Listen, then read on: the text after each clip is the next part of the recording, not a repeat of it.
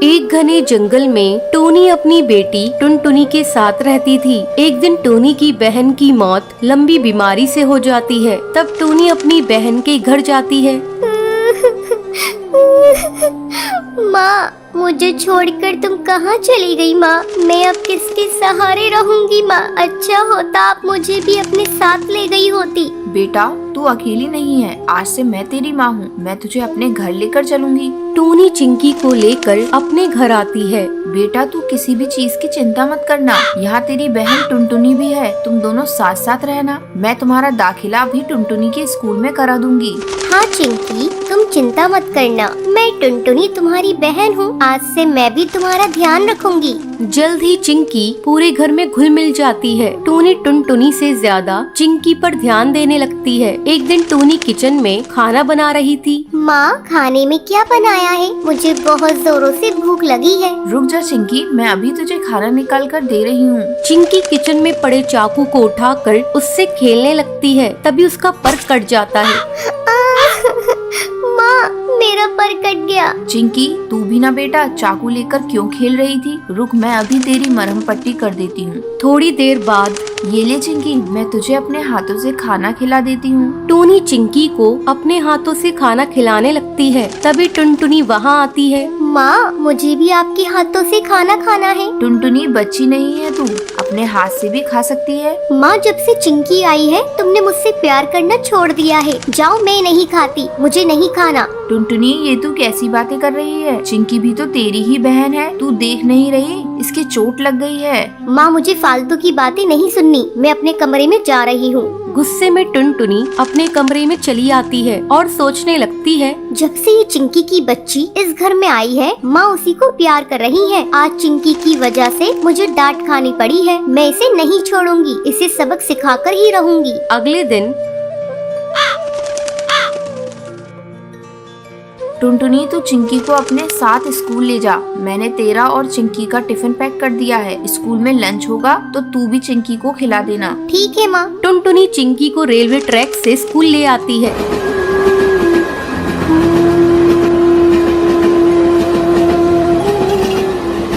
दीदी, तुम मुझे कहाँ से स्कूल ले जा रही हो? मुझे डर लग रहा है। चिंकी तो बेकार में डर रही है। मैं तो रोज इसी रास्ते से स्कूल जाती हूँ। तू मेरे पीछे पीछे आ। अचानक टुनटुनी का पैर पटरी में फंस जाता है। दीदी, क्या हुआ? चिंकी, मेरा पैर पटरी में फंस गया है और निकल नहीं रहा है। तभी ट्रेन की आवाज आती है। दीदी, लग रहा है ट्रेन आ रही है, जल्दी करो। चिंकी, मेरा पैर नहीं निकल रहा है। ऐसा लगता है जैसे मैं अब नहीं बचूंगी। मैं तुमसे बदला लेना चाहती थी, लेकिन देखो ना, मैं ही इसमें फंस गई। किसी तरह चिंकी टुनटुनी का पैर पटरी से निकालती है। चिंकी, मेरी बहन, अगर आज तू नहीं होती तो मैं इस दुनिया में नहीं रहती। उस दिन के बाद से टुनटुनी को एहसास हो जाता है और वो अपनी बहन चिंकी चिड़िया के साथ खुशी खुशी रहने लगती है।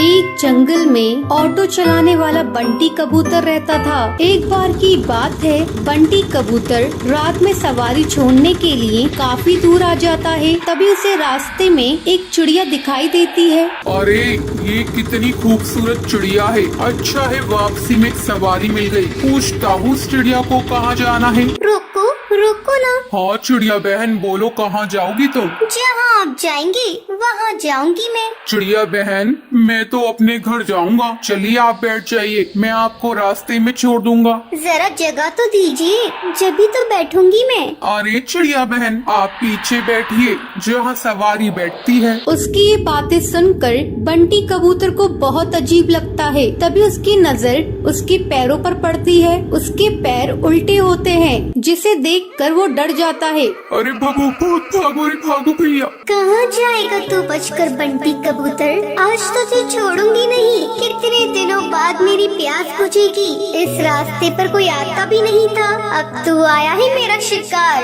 तभी टूनी चिड़िया की आत्मा अपने असली रूप में आ जाती है। वो जोर जोर से हंसने लगती है। कभी वो गायब हो जाती, कभी सामने आ जाती। बंटी कबूतर डर के मारे तेजी से अपना ऑटो भगाता है। वो शीशे नक्शे में देखता है आत्मा उसका पीछा नहीं कर रही है। वो जंगल के ऑटो स्टैंड पर अपना ऑटो रोकता है। वहीं उसका दोस्त कालू कौवा खड़ा होता है। क्या हुआ बंटी कबूतर, तू इतना घबराया हुआ क्यों है? बंटी कबूतर कालू कौवे को सारी बात बताता है। अरे पागल, इतना सुनहरा मौका हाथ से निकाल दिया तूने। उस चिड़िया की आत्मा का एक पंख तोड़ लेता, वो तेरी गुलाम बन जाती। अरे भाई माफ कर मुझे, मेरी जान बच गई, आज वो ही काफी है मेरे लिए। ये कहकर बंटी कबूतर वहाँ से चला जाता है। कालू कौवा अपने मन में सोचता है, ये तो डरपोक पागल है, इतना सुनहरा मौका गवा दिया। ये पूरे जंगल पे राज करता। चलो कोई नहीं, कल रात में उस जगह जाऊंगा और उस भूतिया चिड़िया का पंख तोड़कर ले आऊंगा।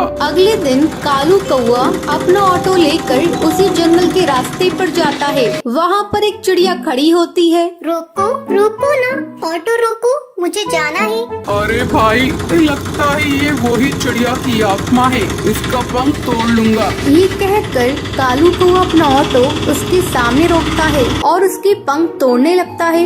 अरे बेवकूफ कौवे बदमाश, तेरी हिम्मत कैसे हुई? तूने मेरे पंख तोड़ने की कोशिश की। रुक, तुझे अभी बताती हूँ। टुनटुनी चिड़िया पास में पड़े डंडे से उसे बहुत मारती है। अरे बहन, मुझे माफ कर दो, मुझे लगा तुम एक चिड़िया की आत्मा हो। अरे बदतमीज, तुझे मैं कहाँ से आत्मा नजर आ रही हूँ? चल भाग यहाँ से। टुनटुनी ये कहकर वहाँ से चली जाती है, पर टूनी चिड़िया की आत्मा पेड़ के पीछे खड़े होकर ये सब देख रही होती है। अगले दिन कालू कौवा फिर से अपना ऑटो लेकर वहाँ पर आता है। भाई आज तो पहले उसके पैर देखूंगा, तभी उसके पंख तोड़ूंगा, वरना कल की तरह पिटाई हो जाएगी मेरी। अब फिर से वहाँ पर एक चिड़िया खड़ी होती है। रोको रोको ना ऑटो, मुझे जाना है। कालू कौवा उसके पैर देखता है, उसके पैर उल्टे होते हैं। जैसे ही कालू कौवा उसके पंख तोड़ने वाला होता है, तभी टूनी चिड़िया की आत्मा अपने असली रूप में आ जाती है। बहुत डरावनी आवाज़ें सुनाई देती है। कालू कौवे, आ मेरे पंख तोड़ेगा? ये ले तोड़ के दिखा। टूनी चिड़िया की आत्मा कभी उसके सामने आ जाती, कभी उसके पीछे। वो उसे बहुत मारती है। मुझे माफ कर दो चिड़िया की आत्मा, मैं आगे से कभी भी ऐसा नहीं करूँगा। मुझे जाने दो, मत मारो। क्यों छोड़ दूं तुझे? तू जैसे मन चले बदमाश पक्षियों को मारना ही तो मेरा लक्ष्य है। तुम जैसे लालची पक्षियों को जीने का कोई हक नहीं। तभी वहाँ पर बबलू कबूतर ऑटो में अपनी सवारी बिठाकर वहाँ से गुजर रहा होता है। अरे चिड़िया की आत्मा, छोड़ दो उसे, मैं तुमसे विनती करता हूँ। नहीं, मैं इसे नहीं छोड़ सकती। तुम जानते हो, एक बार ऐसे ही मैं इस जंगल से ऑटो में जा रही थी। उस ऑटो वाले ने मेरा सामान लूट कर मुझे जान से मार दिया।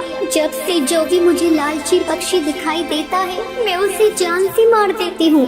तभी सुंदरी कौवी बोलती है, अरे टोनी चिड़िया, तुम सही कह रही हो, तुम्हारे साथ गलत हुआ है, लेकिन तुम भी सही नहीं कर रही हो। ना जाने कितने पक्षियों को तुम मार रही हो। वो सब उसे बहुत समझाते हैं। वो कालू कौवे को छोड़ देती है। मुझे माफ कर दो, तुम सब सही कह रही हो। मैंने अपने इंतकाम पूरा करने के लिए ना जाने कितने पक्षियों के परिवार को तोड़ा है, पर अब नहीं। इस दुनिया में तुम जैसे नेक दिल पक्षी भी होते हैं। ये कहकर वो वहाँ से चली जाती है। टुनटुनी का पति बंटी एक कुली था। वो नदी पार से आने वाले पक्षियों के सामान को इधर से उधर करता था। एक दिन जब बंटी काम पर जा रहा था, तब टुनटुनी उससे कहती है, अजी, अपनी सेहत का भी ध्यान रखा करो। सभी किसी न किसी दिन छुट्टी लेते हैं, लेकिन तुम तो रविवार को भी काम करते हो। अरे पगली, अगर काम नहीं करूँगा तो घर कैसे चलेगा? तू तो माँ बनने वाली है, बच्चों का खर्चा बढ़ेगा। अगर काम नहीं करूँगा तो अपने बच्चों को अच्छी जिंदगी कैसे दूंगा? आपसे तो बात करना ही बेकार है। ये लीजिए पोटली, इसमें मैंने रोटी और चावल रख दिए हैं, समय से खा लीजिएगा। नहीं टुनटुनी, आज मेरी तबीयत कुछ सही नहीं लग रही है, कुछ भी खाने का मन नहीं कर रहा है। काम से आऊँगा तो खा लूँगा। बंटी बिना खाना लिए काम पर चला जाता है। टुनटुनी को क्या पता था कि बंटी से उसकी ये मुलाकात आखिरी थी। उधर बंटी बेहोश होकर बहती नदी में गिर जाता है और वहीं डूबकर मर जाता है। टुनटुनी भागी भागी अस्पताल जाती है।